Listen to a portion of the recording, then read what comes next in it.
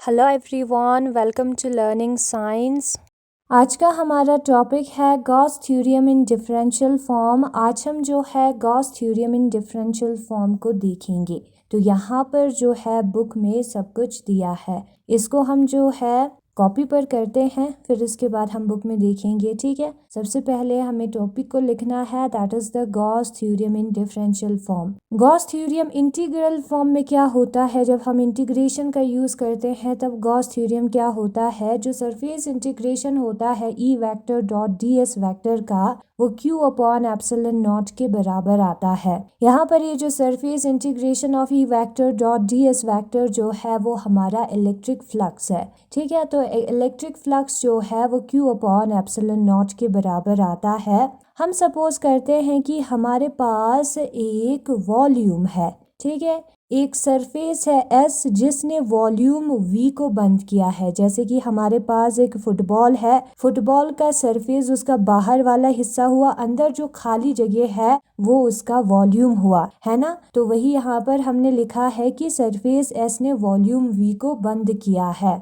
तो उस केस में जो चार्ज है वो किसके बराबर होता है, volume integral of charge density D V के बराबर होता है। ठीक है, ये जो हमारा चार्ज है वो volume integral of charge density D V के बराबर होता है, जहां पर ये जो रो है वो हमारा क्या है, चार्ज डेंसिटी है पर यूनिट वॉल्यूम। रो हमारा वॉल्यूम चार्ज डेंसिटी है, that is charge per unit volume. तो रो डी वी जो है वो क्यू अपॉन वी, ये वॉल्यूम इंटीग्रल, यही हम यहाँ पर जो volume integral of rho d v है उसको लिखेंगे, वो जो है इसके वॉल्यूम इंटीग्रल के बराबर होगा। क्यू अपॉन वी को यूं ही रखना है, जो डी वी पोर्शन है उसका अगर हम वॉल्यूम इंटीग्रल करेंगे तो ये पूरा वॉल्यूम वी आएगा। ठीक है, वी और वी जो है कैंसिल होगा, क्यू ही बचेगा। तो यहाँ पर Q जो है वो volume integral of charge volume charge density dV के बराबर है। या हम इसको ऐसे भी लिख सकते हैं, ये वाला टर्म जो है रो इंटू जो वॉल्यूम इंटीग्रल है dV वाले पोर्शन का, उसके बराबर होता है, जो कि V के बराबर होगा।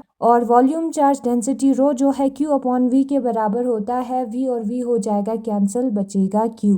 ठीक है, तो इसको हम ऐसे भी लिख सकते हैं। तो Q हमारा जो है volume integral of rho dV के बराबर होता है। तो हम ऐसे लिख सकते हैं ऊपर वाले इक्वेशन को, surface integral of E vector dot ds vector जो है वो बराबर है 1 upon epsilon not into Q के जगह पर इस टर्म को हमें लिखना है volume integral of rho dV, जहाँ पर रो हमारा वॉल्यूम चार्ज डेंसिटी है, यानी कि चार्ज पर यूनिट वॉल्यूम। ठीक है, अब हमें जो है गॉस डाइवर्जेंस थ्योरम के बारे में पता है, वेक्टर एनालिसिस में हमने किया था Gauss divergence theorem. Gauss divergence theorem से हमें क्या पता चलता है, जो गॉस डाइवर्जेंस थ्योरम है उसके मुताबिक जो सरफेस इंटीग्रल होता है एक वेक्टर का, वो जो है उसके वॉल्यूम इंटीग्रल के डाइवर्जेंस के बराबर होता है। डाइवर्जेंस को del operator dot A vector करके हम लिखते हैं, उसके वॉल्यूम इंटीग्रल के बराबर होता है, और वही हमारा गॉस डाइवर्जेंस थ्योरम है। नाउ यहाँ पर हमारा वेक्टर जो है वो ई वेक्टर है, तो E vector dot D S vector का सरफेस इंटीग्रल जो है volume integral of divergence of E vector D V आएगा। ठीक है,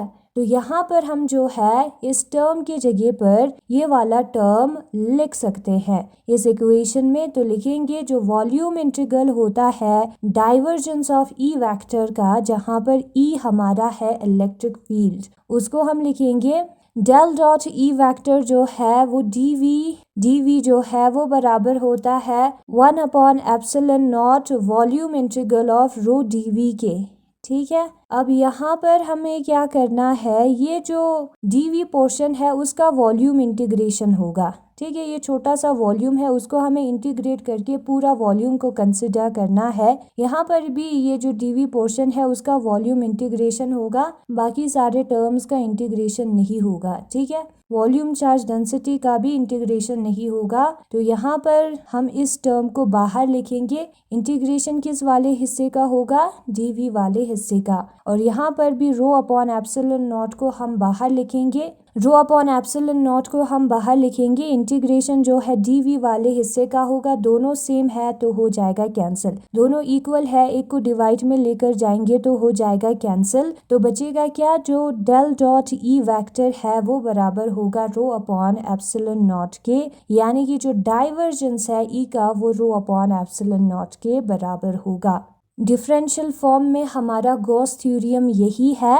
क्यों है ये डिफरेंशियल फॉर्म में, क्योंकि यहाँ पर डेल ऑपरेटर का यूज़ होता है जो कि है डिफरेंशिएशन। डेल ऑपरेटर हम डिफरेंशिएशन के लिए यूज़ करते हैं। ऊपर वाला जो दिया है सबसे ऊपर जो हमने लिखा है वो इंटीग्रल फॉर्म है, ये डिफरेंशियल फॉर्म है क्योंकि डेल ऑपरेटर में डिफरेंशिएशन आता है ना। हम एप्सिलॉन नॉट को इस जगह लेकर आएंगे तो del dot E epsilon naught is equal to rho के बराबर आएगा। Del operator dot product epsilon naught E जो है वो डी वेक्टर के बराबर होता है, तो डेल डॉट डी वेक्टर जो है वो रो के बराबर आएगा। और यहाँ पर जो डी वेक्टर है वो है इलेक्ट्रिक फ्लक्स डेंसिटी। तो इसी टॉपिक को हम लिखेंगे। जो गॉस थ्योरम है डिफरेंशियल फॉर्म में वो यहाँ पर दिया है। गॉस थ्योरम के मुताबिक जो सरफेस इंटीग्रल होता है ई वेक्टर का वो क्यू अपॉन एप्सिलॉन नॉट के बराबर होता है, और ये हमारा इंटीग्रल फॉर्म है, ये इक्वेशन नंबर फर्स्ट है। ठीक है, अगर हमारा जो चार्ज है वो वॉल्यूम v में डिस्ट्रीब्यूटेड है, ठीक है, फुटबॉल के अंदर वाले हिस्से में हमारा चार्ज q जो है या कोई भी चार्ज हो वो फैला हुआ है, तो रो जो है वो हमारा वॉल्यूम डेंसिटी ऑफ चार्ज होगा, वॉल्यूम चार्ज डेंसिटी होगा। ठीक है, यानी कि चार्ज पर यूनिट वॉल्यूम होगा। Then the charge enclose by the surface closing the volume v is given by, तो चार्ज उस वॉल्यूम v के अंदर कितना होगा जिसको सरफेस s ने बंद करके रखा है, जो वॉल्यूम चार्ज डेंसिटी है उसके वॉल्यूम इंटीग्रल के बराबर होगा। और ये कैसे होता है, वॉल्यूम और वॉल्यूम वाला हिस्सा कैंसिल हो जाता है, सिर्फ चार्ज बचता है। ठीक है, अब यहाँ पर हम चार्ज का वैल्यू लिखेंगे। यहाँ पर लिखा है Q का वैल्यू, तो हमें ये वाला टर्म मिलेगा। एप्सिलॉन नॉट का साइड चेंज किया है। गॉस डाइवर्जेंस थ्योरम के मुताबिक जो सरफेस इंटीग्रल होता है किसी वेक्टर का वो उसके डाइवर्जेंस के वॉल्यूम इंटीग्रल के बराबर होता है। ये हमारा गॉस डाइवर्जेंस थ्योरम है, सरफेस क्लोज होना चाहिए। ठीक है, तो यहाँ पर हम इस टर्म को लिखेंगे डाइवर्जेंस ऑफ वॉल्यूम इंटीग्रल वाले।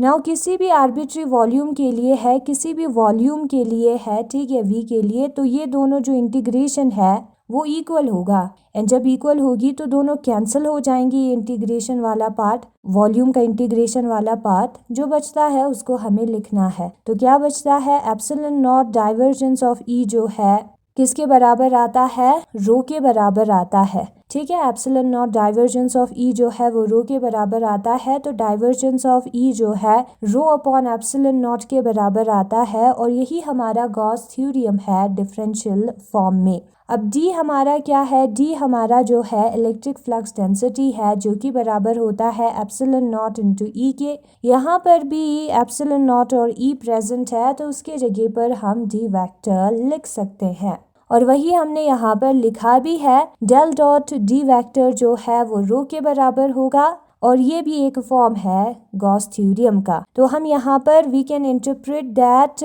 The electric flux is directly proportional. यहाँ पर हम देख सकते हैं कि ये हमारा इलेक्ट्रिक फ्लक्स है वो किससे डायरेक्टली प्रोपोर्शनल है, मैग्नीट्यूड ऑफ चार्ज और charge density rho enclose by a close surface. ये जो इलेक्ट्रिक फ्लक्स है हमारा वो जो है चार्ज से डायरेक्टली प्रोपोर्शनल है। ये हमारा Q चार्ज है उसके इक्वल है, तो उससे डायरेक्टली प्रोपोर्शनल होगा, वो जितना बड़ा है उतना ये मैग्नीट्यूड बड़ा होगा। यहाँ पर भी इलेक्ट्रिक फ्लक्स जो है वो रो से डायरेक्टली प्रोपोर्शनल है। एप्सिलॉन नॉट और वॉल्यूम तो कांस्टेंट है। ठीक है, तो इससे हमें ये पता चला कि ये जो है या तो रो से प्रोपोर्शनल है, रो जितना ज्यादा होगा उतना ये टर्म होगा इलेक्ट्रिक फ्लक्स, या Q से प्रोपोर्शनल है। और यही था आज का टॉपिक।